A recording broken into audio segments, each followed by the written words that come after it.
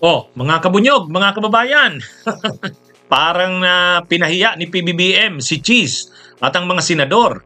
Doon pa mismo sa Malacanang. Noong isang araw kasi, pinirmahan ni PBBM yung bagong batas, Judicial Fiscal Autonomy Act. Siyempre, nandun si Cheese, ang ilang mga senador, nandun din ang si Speaker Martin Romualdez at ang iba pang kongresista, at iba pang mga miyembro ng gabinete, pati si dating Presidente Gloria Macapagal-Arroyo, nandun din.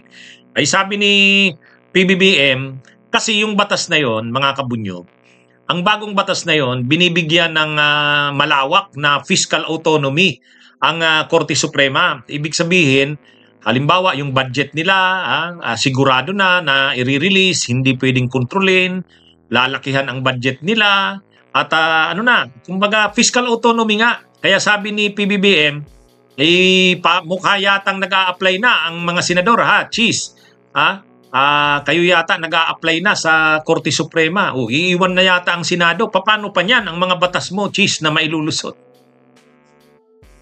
Yan mga kabunyog. Actually, nangyari yan nung nakaraang araw. Ito, panoorin nyo muna yung video. Panoorin nyo yung video. Cheese Escudero and the honorable members of the Senate who are apparently now applying to be included in the Supreme Court. nagkaroon lang ng autonomy. Gusto niyo na mag-Supreme Court. Paano naman? How will Cheese pass his legislation? O yan. Diyan sa video na yan, ang context niyan ganito. Ang okasyon ay ang pirma ng presidente sa bagong batas, Judicial Fiscal Autonomy Act. Sa Judicial Fiscal Autonomy Act, fiscal autonomy, ibig sabihin may kalayaan na sa pananalapi ang Korte Suprema o ang judiciary, ang hudikatura pala, hindi lang Korte Suprema, yung buong hudikatura. Paano mo masasabing mayroon na silang fiscal autonomy, ang hudikatura? Una, ang budget nila hindi pwedeng mas mababa yan. Nandiyan na yan sa konstitusyon, hindi pwedeng mas mababa kaysa previous na taon na budget. Pangalawa, di ba dapat ang pagpe-prepare ng budget, ang nagpe-prepare niyan DBM? Kaya yung judiciary, yung mga opisina ng hudikatura nagsasubmit sa DBM ng proposed budget nila. Halimbawa sa 2026, ang proposed budget ng hudikatura sinasubmit yan sa DBM. Sinasama na yan ng DBM sa piniprepare nilang budget.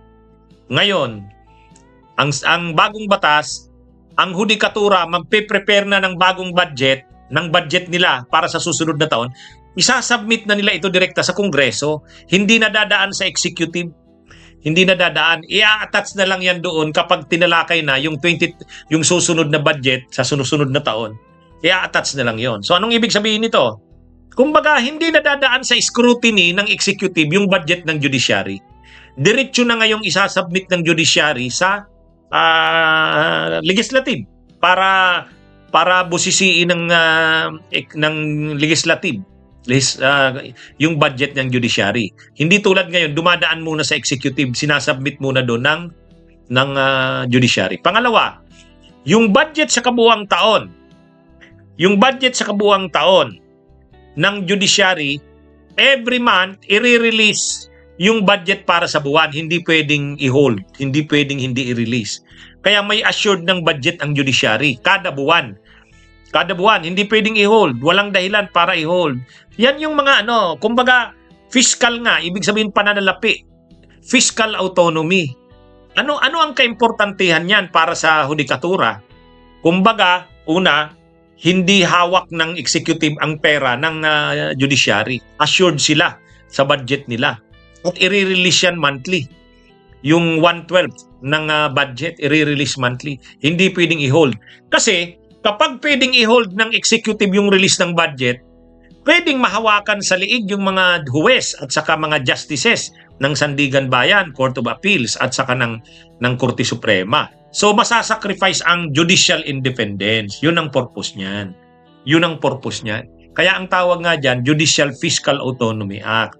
Ngayon, dahil medyo malaki na ang budget ng judiciary na sigurado nang i-release, hindi pwedeng i-hold, makapangyarihan na ang judiciary lalo pagdating sa pananalapi o sa pera nila, sa budget nila. Hindi na siya nagmamakaawa sa executive at hindi na rin siya kayang kontrolin kahit ng legislative. Kumbaga, fiscal autonomy nga.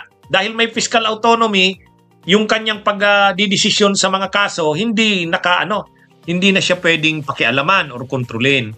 Actually, nasa konstitusyon naman yung fiscal autonomy ng judiciary. Kaya lang mas pinalawak ngayon at pinatibay dahil dito sa mga batas na pinasang ito.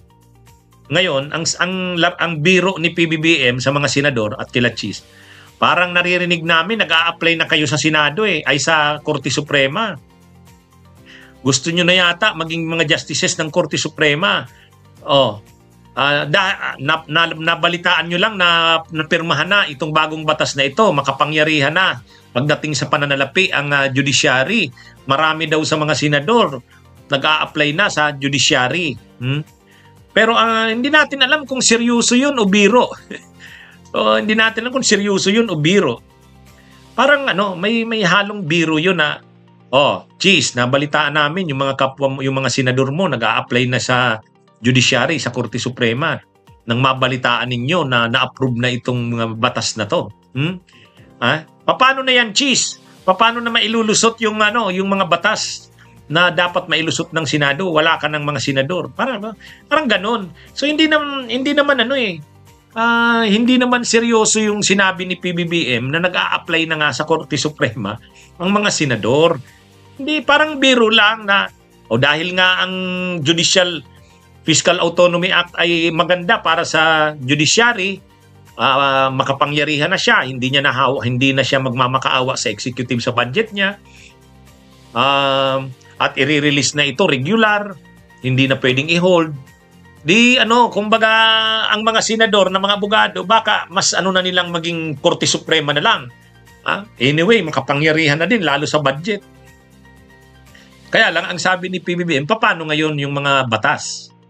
Pinibiro niya si Cheese Escudero. Kaya sa tingin ko, mayroon kasing iba nagsasabi pinahiya si Cheese. Hindi naman. Biro lang. Parang biro lang. Kasi yun nga yung yung tungkol sa batas na yun. Anyway, pinaliwanag lang natin to kasi may mga kumakalat na ganung na pinahiya daw si Cheese. Hindi nila naintindihan yung context nung sinabi. Bunyog, bunyog, halikan na kasama ka. Bunyog, kapag buklod ay may pag-asa. Luzon, Visayas, Mindanao, isa ang pananaw. Sa bagong Pilipinas ang bunyog isisigaw. Bunyog.